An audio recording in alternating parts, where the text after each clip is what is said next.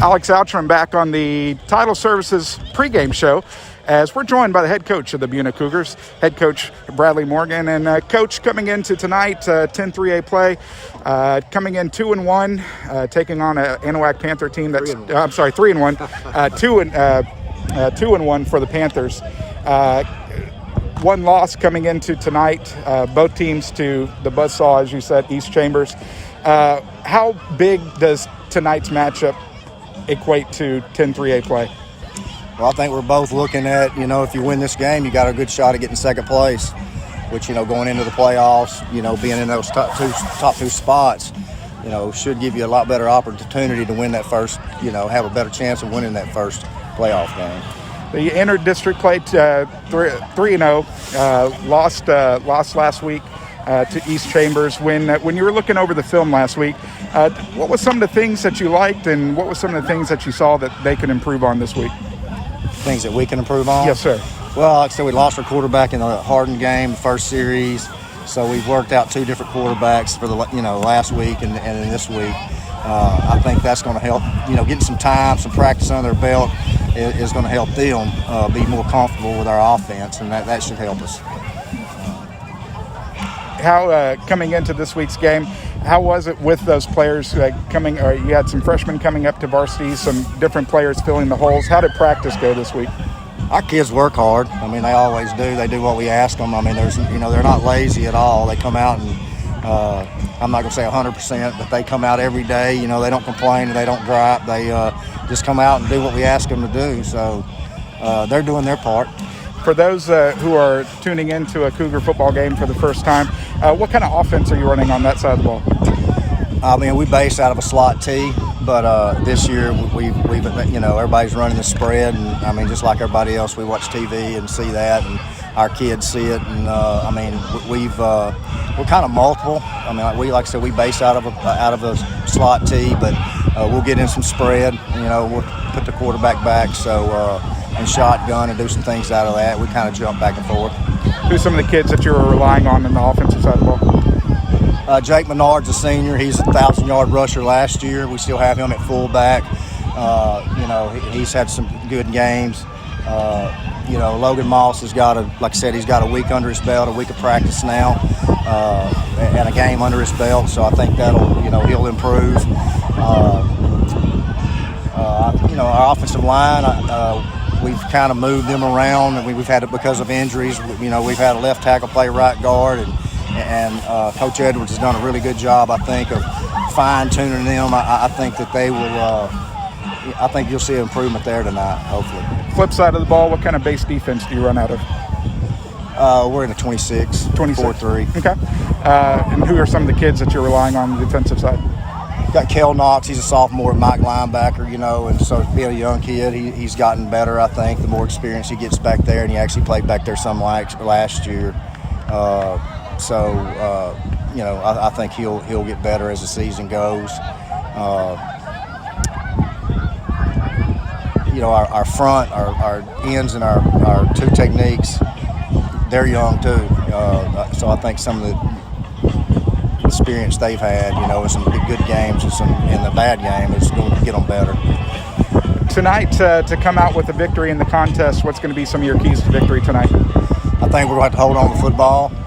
We can't turn it over, and we got to figure out a way to slow down Anahuac Panthers offense. I think Neece does a great job with those guys and running the scat trap and bootleg stuff, and he's got some kids that are getting better every week.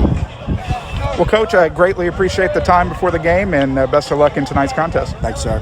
That's head coach Bradley Morgan of the Buna Cougars as we continue the Title Services pregame show after this on Anahuac Sports Live.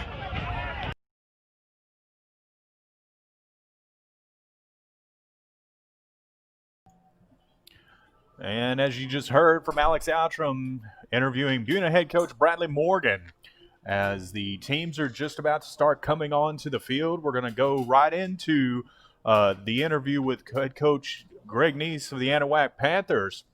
And again, if you're listening out there, be sure to spread the word that we are live, whether you're listening from Buna or listening from Anahuac. let your fans, your friends, let your family know that we're broadcasting this most important district game tonight. And as you heard from Coach, that the winner of this game is most likely going to end up in second place in this district. And I'm sure that's going to be elaborated a little bit more from Coach Neece here in just a second. And we'll go right to him. And in the meantime, want to remind everybody about all of our giveaways this week. And it started yesterday at the 7th and 8th grade game.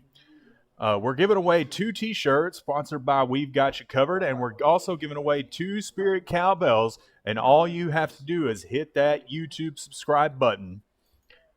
And if you don't think that you have a YouTube account, you might have one and not know it. If you have a Gmail, all you have to do is sign into YouTube with your Gmail and your Gmail password. Then you'll be logged into YouTube, and then you can hit the subscribe button and be able to interact with us in chat.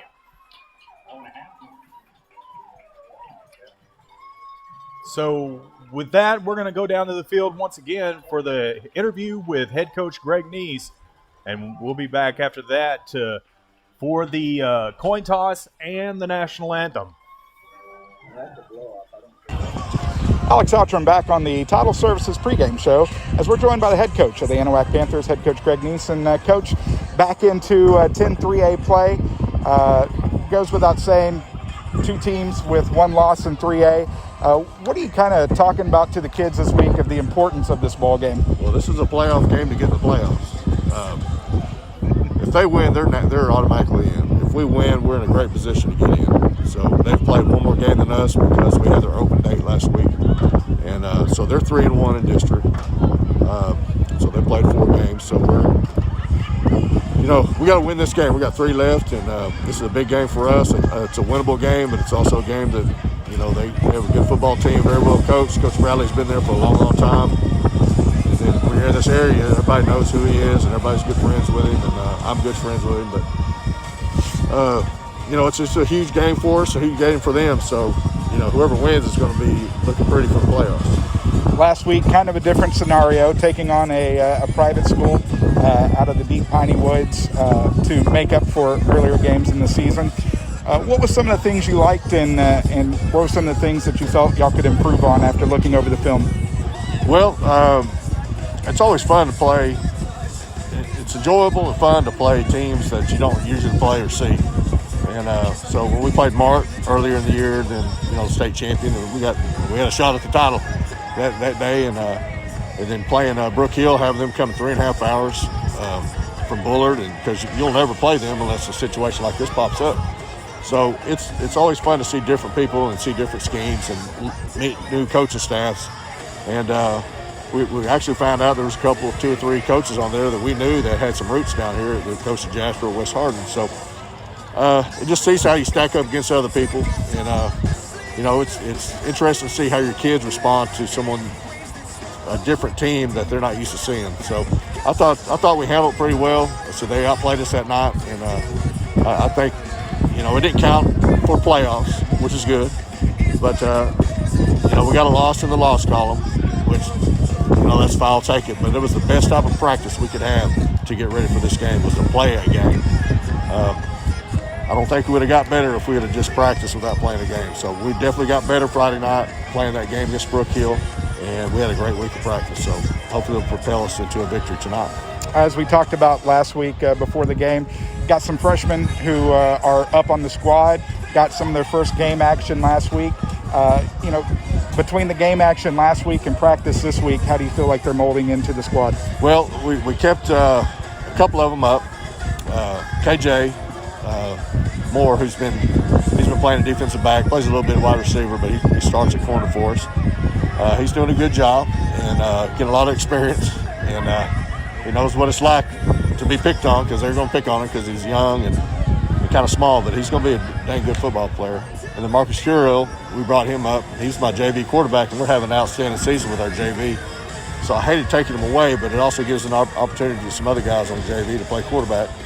And what type of situation is best to see how your kid's going to respond in the future. And I thought he came in and ran the offense, did exactly what we needed him to do: take the snap, don't fumble the snap, pitch the ball, maybe throw a pass every once in a while, and he did a good job. And so we moved the ball down and scored with him in there. So it's on that drive. So I feel very good about those two. And I'll say that our JV won again last night, having an outstanding season. We had a shutout. Our 8th grade, I'm really excited about them. And the Buna coach said that's the best 8th grade team he's seen in a long time. And we have a lot of weapons, and not everybody played last night. A couple of our so-called best players didn't play last night for one reason or another. And I watched that game last night. I was very exciid because I saw about 3 or 4 weapons out there, and they could run fast, and they were running our offense, and it was exciting to see. So our future looks very good. Well, good. Talking about someone who's been there grinding game in, game out, Landon Corbett. From the beginning of the season to now, what kind of progression have you seen as a quarterback and here recently back as a running back? Well, the thing that I've seen him is he's becoming more experienced, but he's also he was rushing some things very early in the year, and I think he's kind of slowed down a little bit. Sometimes he gets in a hurry because he likes playing fast and aggressive, and a quarterback that doesn't always mix too well. I mean, you can play fast and aggressive, but your mind's got to be slow and methodical and see things at a slow pace, but play fast. But he's done a good job as far as leading the team. He wants to be our quarterback. Our kids respect him. He may be the toughest kid we have on our team. I don't think anybody wants to cross him. I don't care how big they are. They don't want to cross him because they know if they get tangled up with him, it's going to be a long, long fight or a short one. But he's going to give you everything you have. So, we're proud to have him. I hate having to play him both ways all the time, but we're going to have to. We had him at free safety against East Chambers, and that's really not his position. But tonight, we're going to put him back at free safety because they're more of a run-oriented team, and he can come, and he's our best tackler. So we're going to keep him in the game there. So very, very happy to have him. We've got 2 more years with him, and hopefully we can string a couple of wins with his leadership into this year and get us in the playoffs. Talking about great tackling, Logan DeHoya seems to be a name that is on the broadcast quite a bit on the defensive side of the ball. Talk a little bit about how he's been this year. Well, his motor runs, and I've got a lot of compliments from other coaches about how his motor runs, and he plays hard and aggressive, and our kids love him, and we got some plays where he touches the ball.